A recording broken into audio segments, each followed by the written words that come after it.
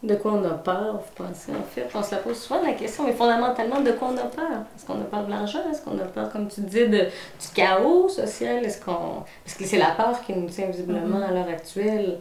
On a de la difficulté à vouloir prendre même la parole. On ne sait pas trop qu'est-ce qu'on a le droit de dire ou pas dire. Qu'est-ce qui va trop loin? Ouais. C'est quand même...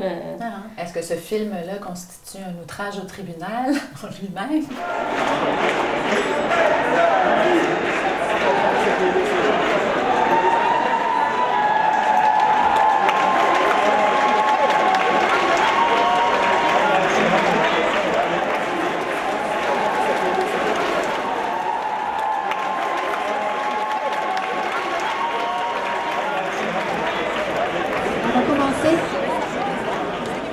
Cette conférence de presse vise à rendre public un manifeste signé par plus de 2000 professeurs de collèges et d'universités qui dénoncent la loi 78, ou le projet de loi 78 devenu la loi 12.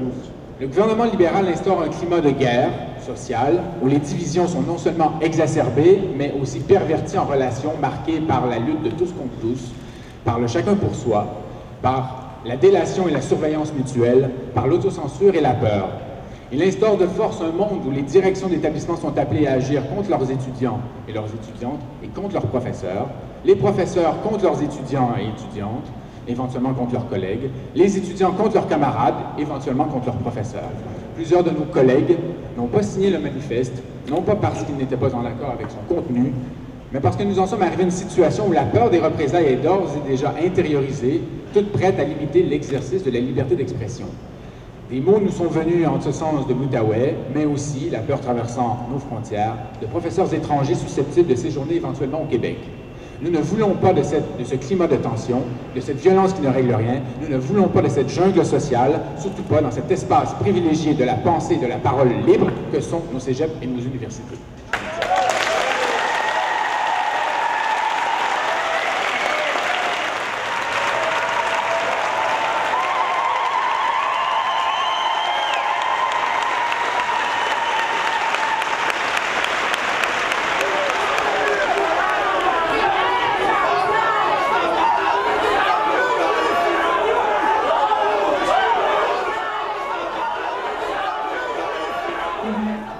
C'est juste qu'il y a un flou. Mais ce qui est interdit, c'est pas flou. Ce qui est interdit, on a le droit de dire qu'on trouve ça scandaleux, qu'on a le droit d'en penser tout ce qu'on veut. Est-ce que ça va empêcher le fait que le cours soit donné? Nous, professeurs du Cégep de Saint-Laurent, sommes profondément convaincus qu'aucun retour en classe forcé par les tribunaux ne sera réunir les conditions nécessaires pour enseigner.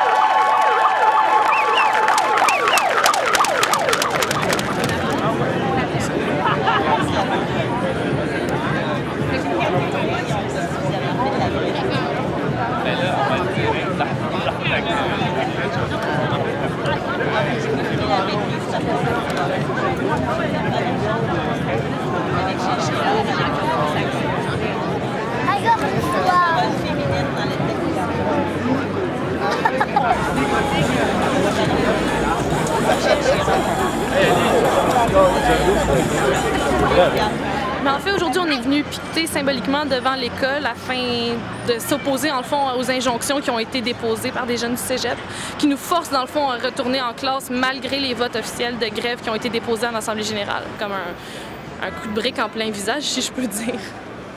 Bien, j'espère dans le fond que les élèves vont se raisonner, que les élèves vont effectivement refuser d'aller à leur cours parce qu'on ne sait pas ce qu'on a choisi, c'est pas ce qu'on a choisi ensemble en tant qu'association étudiante au sein de l'Assemblée générale. Donc j'espère que les gens vont refuser de se présenter à leur cours et vont continuer le mouvement. C'est ce que moi personnellement je souhaite. Je souhaite une fin qui soit harmonieuse entre tous les étudiants et qui implique vraiment pas l'apport d'un jury quelconque ou d'une décision juridique qui va dans le fond venir nous brimer dans notre liberté démocratique. Ben, c'est un peu un coup bas, je trouve. C'est d'aller contre la démocratie directe qui est comme qui fonctionne bien. Les filles et le garçon aussi qui ont fait les injonctions auraient pu venir en assemblée générale demander que leur cours soit exempté de la grève. Ils n'ont même pas essayé de faire ça, ils sont allés directement au tribunal.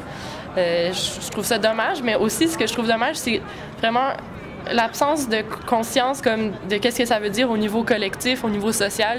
On est des enfants gâtés, on a des iPods puis tout ça, puis à cause de ça, là, si on enlevait nos iPods et tout ça, mais on serait capable de nous payer nos rêves. Sauf que quand, justement, il y a des étudiants qui ont les moyens de le faire puis qui se payent des injonctions, là, on parle pas d'enfants rois, on parle pas d'individus qui veulent leur cours, qui veulent leurs affaires. Là, on traitera pas ces gens-là d'enfants rois, mais juste de personnes qui prennent courageusement les moyens de leurs ambitions. Donc, en ce moment, je sens que nous autres étudiants, on est des citoyens de seconde classe, de seconde zone. C'est-à-dire que ce qu'on fait, en raison de notre âge, en raison de nos idées qui, pour certains, paraissent farfelues, voire irréalistes, là, tout ce qu'on met de l'avant, j'ai l'impression que c'est pas légitime aux yeux de la loi puis aux yeux de la population.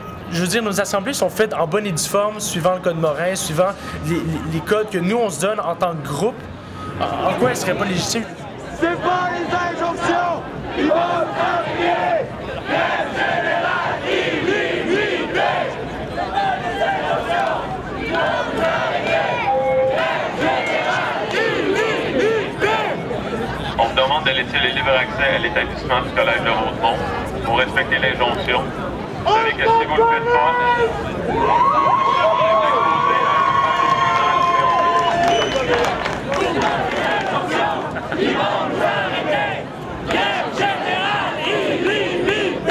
À Maisonneuve, au départ, on a eu 16 étudiants qui ont fait une demande d'injonction. Ça a été accordé par le juge, donc pour une semaine. Les 16 étudiants, pour recevoir leur cours, ça mobilise 77 professeurs qui doivent aller enseigner à un étudiant, donc dans une classe vide où il y a un étudiant qui se présente. Les 2 premiers jours, je voyais des collègues rentrer soutenus par leurs collègues qui pleuraient en disant j'ai honte de ne pas pouvoir démissionner. Un collègue que je voulais aller encourager, puis quand je suis arrivée devant sa classe, que je l'ai vu donner son cours de façon professionnelle, consciencieuse, de tout son cœur, la classe est vide, il y a une étudiante assise à la 3e rangée qui le regarde avec des grands yeux. Écoute, je trouvais que c'était insupportable comme scène. Ce collègue-là, il a bien fait, il a donné son cours, mais en sortant, il s'est effondré en larmes. C'est une tension incroyable sur les épaules des profs. Je me suis posé beaucoup de questions avant, je suis entrée, puis je suis allée rencontrer mon étudiant, mais en fait, moi, c'est impossible pour moi. Je suis allée discuter avec lui. Mon étudiant est très sympathique, mais on a discuté une bonne heure ensemble. Comme prof, je suis là devant lui et tout seul. Ce que j'ai devant moi, c'est le visage des 60 autres étudiants qui peut-être sont contre la grève dans cette classe-là et qui, eux, acceptent le verdict de l'Assemblée générale qui a voté pour la grève et qui vont subir les conséquences de cette grève-là.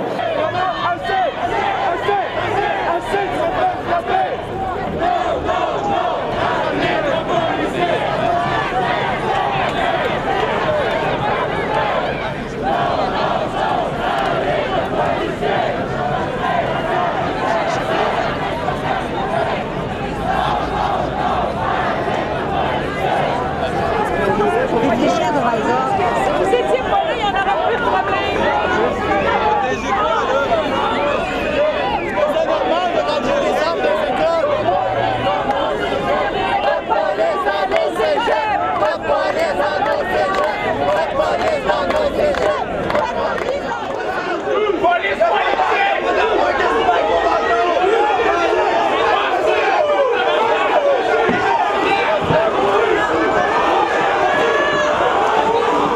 Donc, la protestation, c'est par rapport aux autres, parce que vous êtes des représentants de l'État. Vous êtes entre nous autres et l'État. Ben, c'est clair que c'est dans le fond qu'on se met, on n'est pas capable de l'État. Comment? La police. Ben, vous pouvez comme pas nous comme des brutes en dessous, nous asperger. Mais oui, monsieur, ça se peut, ça se fait, ça se fait. Descendez avec nous dans la rue. Mais oui, c'est ça qui marche. Des militaires et des policiers. Ce gouvernement n'est pas un gouvernement. Monsieur, il faut marcher avec nous. Mais oui, moi je vous tends la main, marchez avec moi, monsieur. Avec nous, la police, avec nous, la police, avec nous, la police. Mais oui, monsieur, mais oui, je vois que vous êtes tentés. Mais oui, ça vous tente, ça vous chatouille, n'est-ce pas? Hein, vous aimeriez bien. Mais on peut rien faire, ouais. Mais si, mais si.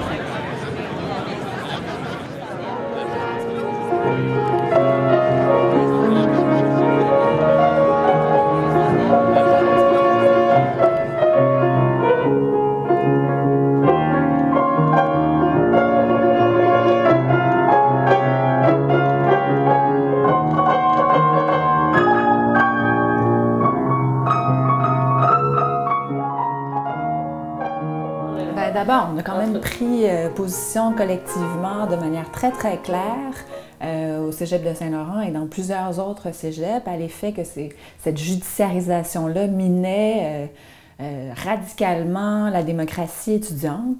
C'est la légitimité même du mouvement étudiant qui est bafouée. Et ensuite, c'est l'autonomie des institutions d'enseignement, c'est l'autorité des professeurs, c'est le jugement des professeurs, c'est la liberté de conscience des professeurs. Je pense qu'à tous les niveaux, non seulement pédagogiques, mais social et politique, il faudrait pouvoir refuser ça de manière assez radicale. Ce qui est troublant aussi, c'est qu'on sent que la magistrature méconnaît fondamentalement ce que c'est qu'un milieu d'enseignement, ce que c'est que le rôle de l'enseignant, de quelle façon les rapports se déroulent en classe, hors des classes.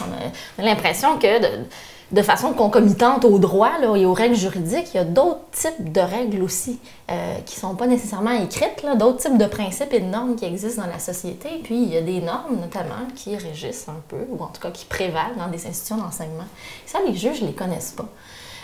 Je disais un peu à la blague l'autre jour, les profs ne sont pas des machines à café, mais c'est une façon de dire qu'il y a des conditions très, très particulières qui permettent ce lien privilégié entre un enseignant dans sa classe et des étudiants.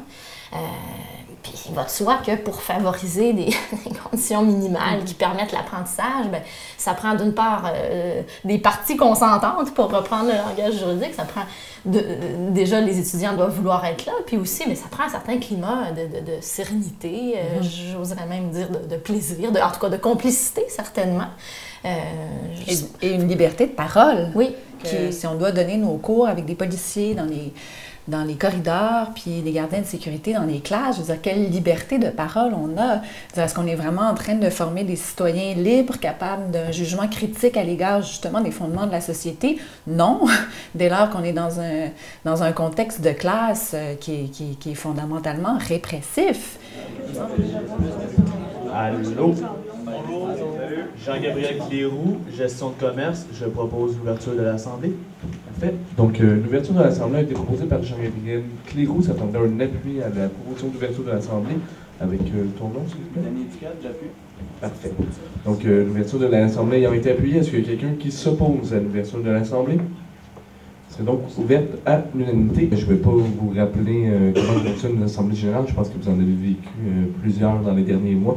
Juste vous rappeler que ce soit une petite assemblée, que le respect, c'est toujours de mise. Et puis que dans le fond, si vous voulez parler, il y a un micro qui est à ma gauche. Vous pouvez venir vous exprimer là-bas, faire des propositions que vous voulez en lien avec les points à l'ordre du jour. Tout le monde peut faire des propositions.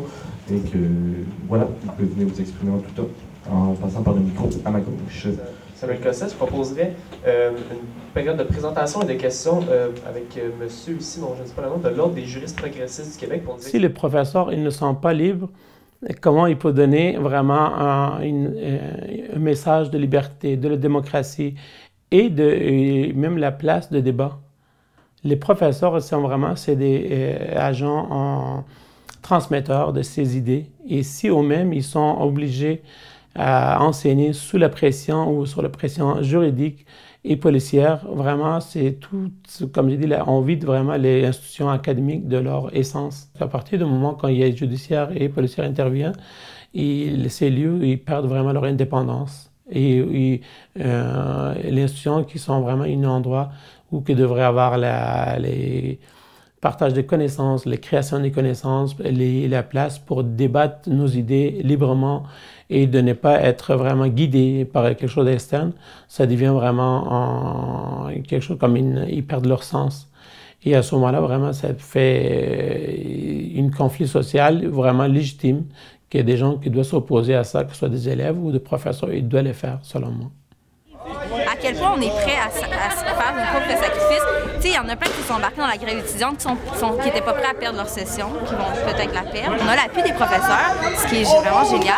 Mais si, par exemple, il fallait empiéter sur les vacances des professeurs, combien se retirait? Pourquoi la grève sociale est irréaliste? C'est juste un manque de volonté, au fond, là, puis un manque d'unité. Ici, on s'organisait, puis on dit, OK, tel jour, tout le monde, on arrête de travailler.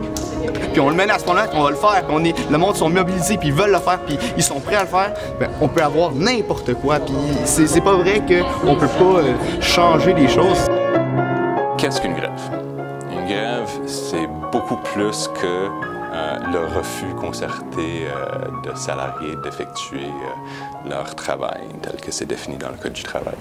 Une grève, vue d'une perspective plus large et historique, c'est une activité collective d'un ensemble de personnes qui refusent de participer à la production du produit social, finalement à la production de la richesse. Et donc, si on considère que les étudiants sont en train de se former pour être des citoyens et des travailleurs productifs qui vont contribuer à la production du produit social, ça veut dire qu'actuellement, ils font du travail au bénéfice de la société, mais à une phase de l'investissement qui va plus tard donner lieu à des bénéfices pour l'ensemble de la société. Et donc, dès que les étudiants collectivement refusent de participer au système, cela peut avoir pour effet des effets économiques très, très importants, c'est-à-dire de bloquer la production. Production vue d'une perspective large, donc pas juste la production de produits de consommation sur le moment, mais la production de la richesse collective et aussi, évidemment, la production des sujets. Il faut qu'on produise un certain type de citoyen aussi qui est prêt à louer sa force de travail.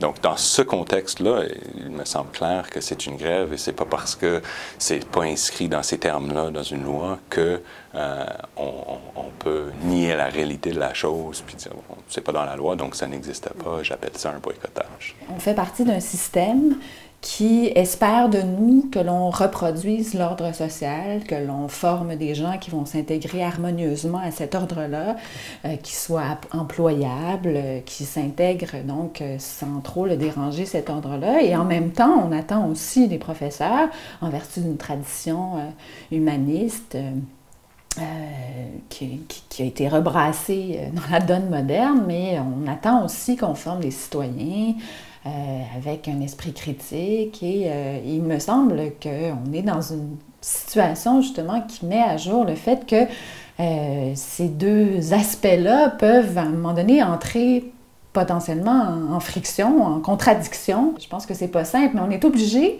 de se questionner sur qu'est-ce que c'est être professeur, qu'est-ce que c'est être professeur et à quel point ce rôle-là a des ramifications sociales et politiques et non seulement pédagogiques.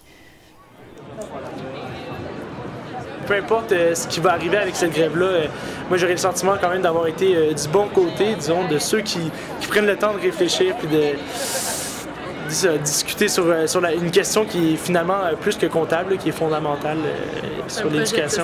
Oui. Enfin, un vrai projet de société. Je ne sais pas si je suis un héritier de la Révolution tranquille, mais ce que j'aimerais, c'est surtout que le monde, ceux qui se sont impliqués dans la Révolution tranquille, joignent le pas avec nous. Là. Les baby boomers, dans le fond, en ont profité, puis c'est eux qui ont eu les services sociaux gratuits ou bien peu chers, puis tout ça. Mais ensuite, ils en profitent, puis maintenant, c'est les baby boomers, notre classe politique, notre élite politique, les vieux, l'opinion publique, qui ont profité de quelque chose, puis qu'ensuite, ils l'ont pas transmis à leurs enfants. À la limite, OK, on a été endormis pendant une quarantaine d'années, on a été satisfait des acquis qu'on a eus. Mais ces acquis-là, il faut continuer à se battre. La démocratie, c'est souvent répété, c'est pas un acquis, c'est quelque chose pour lequel il faut continuer à se battre. Puis l'ensemble des services qui viennent parallèlement à cette démocratie-là, que ce soit l'éducation, que ce soit les services de santé ou les services sociaux divers, il faut continuer à lutter pour ça. La démocratie, ça suppose des conflits. Il faut toujours se méfier des gens qui nous disent que la démocratie, c'est la paix sociale. La démocratie, ça suppose de la mésentente. Ça suppose des conflits, ça suppose des débats vigoureux, ça suppose qu'on ne soit pas nécessairement d'accord, mais qu'on débatte par rapport à des enjeux qui nous concernent tous. Hein? On a des choix à prendre commun quant à notre avenir commun. Alors, ça, c'est la démocratie, ça suppose des conflits. Qu'est-ce que vient faire la Cour? Elle vient mettre fin à des conflits.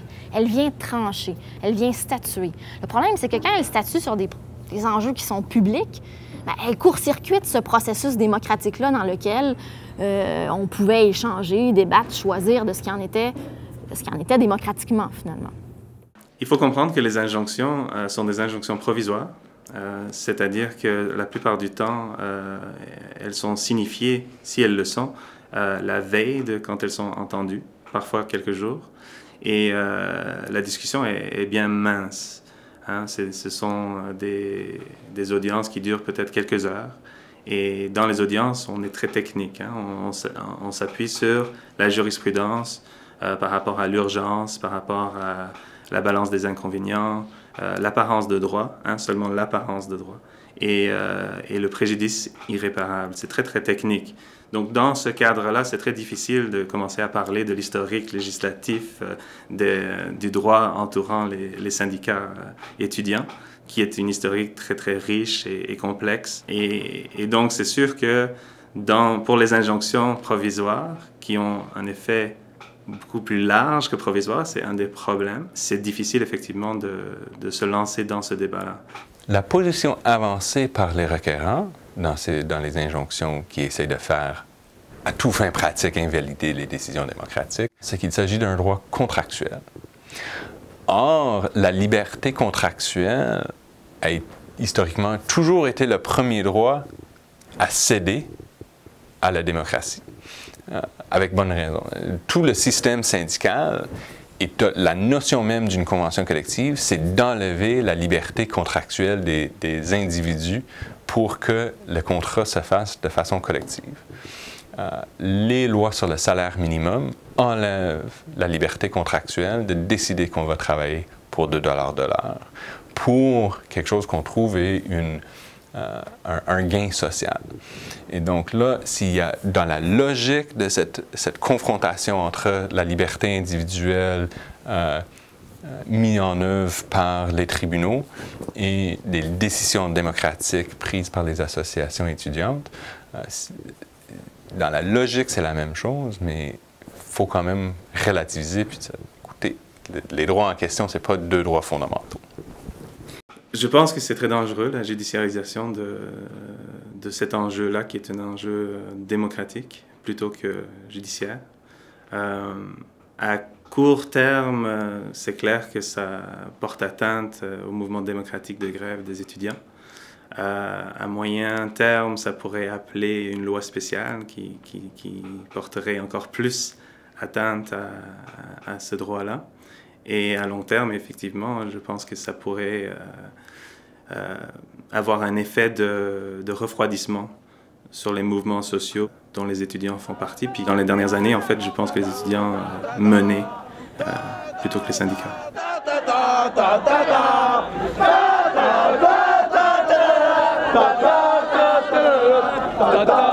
C'est un des effets du droit que d'avoir des effets beaucoup plus extensifs que ce qui est prétendu à la base. On sent bien, tu le dis, que la menace judiciaire ou la peur de représailles judiciaires est beaucoup plus large. Puis finalement, atteint les uns et les autres de façon indifférenciée. Donc, on est tous, tu le nommes là, à propos, dans un climat d'insécurité, de peur.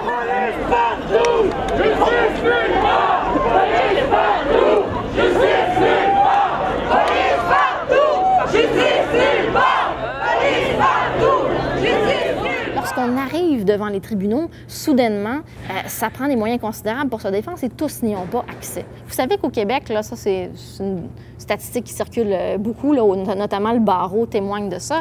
Au Québec, il y a à peu près 80% de la population qui n'a pas les moyens d'aller en justice. Hein. Vous savez ça? Donc, il y a un 10% parmi les mieux nantis qui peuvent se saisir des tribunaux parce qu'ils ont les moyens de le faire. Il y a un 10% qui a accès à l'aide juridique. Bien, il faut vraiment avoir des revenus très, très, très faibles. Et après ça, bien, on a toute une classe moyenne qui est tout simplement incapable de se saisir des tribunaux. Bref, on se trouve à financer ce système-là, mais à ne pas y avoir accès. Est-ce que le mouvement étudiant devrait craindre la judiciarisation qu'on a entendu souvent, ce mot-là, pour décrire l'impact de plus en plus important du droit, mais pas juste du droit, mais des institutions du droit sur cette activité sociale. Peut-être. Peut-être qu'il y a effectivement là un problème, mais je pense que c'est symptomatique d'un problème beaucoup plus grand dans notre société, mais plus particulièrement au Canada depuis 1981-82, quand on a adopté la nouvelle Constitution avec une charte des droits et libertés enchâssée.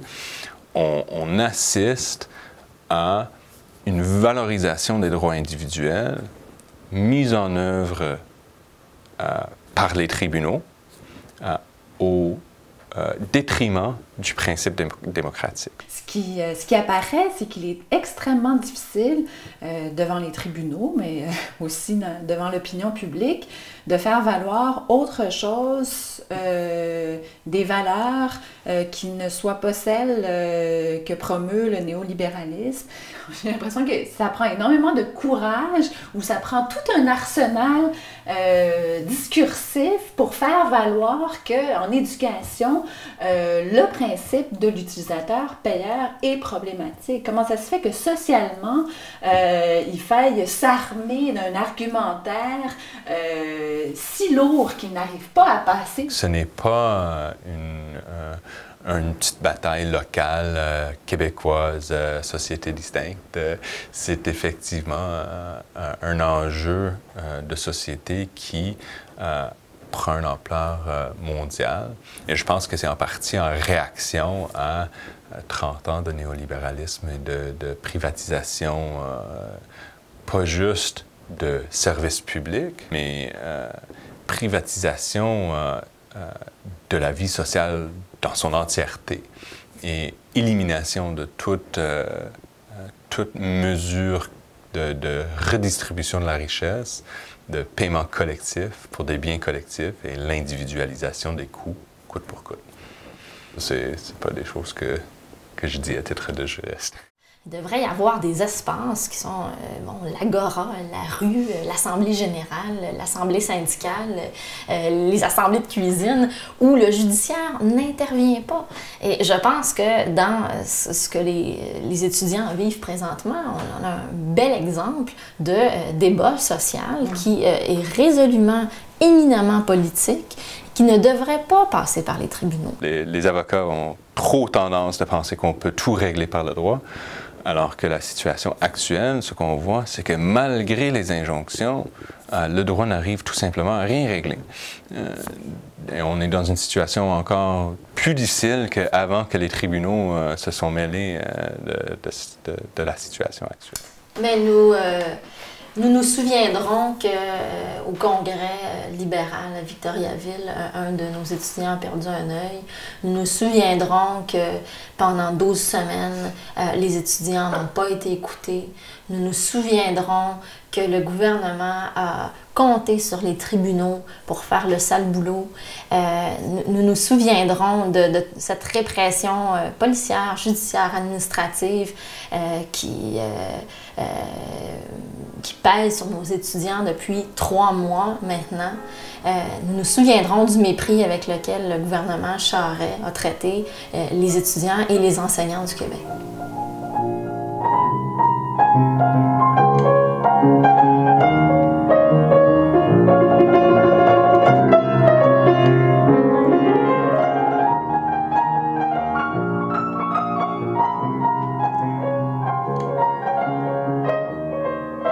Mais je pense que c'est vraiment important d'avoir aussi les discussions de qu'est-ce qui nous différencie, parce que c'est ça aussi qu'on veut remettre de l'avant. Ça peut faire partie du but commun de ramener les vrais débats de fond à l'avant-plan.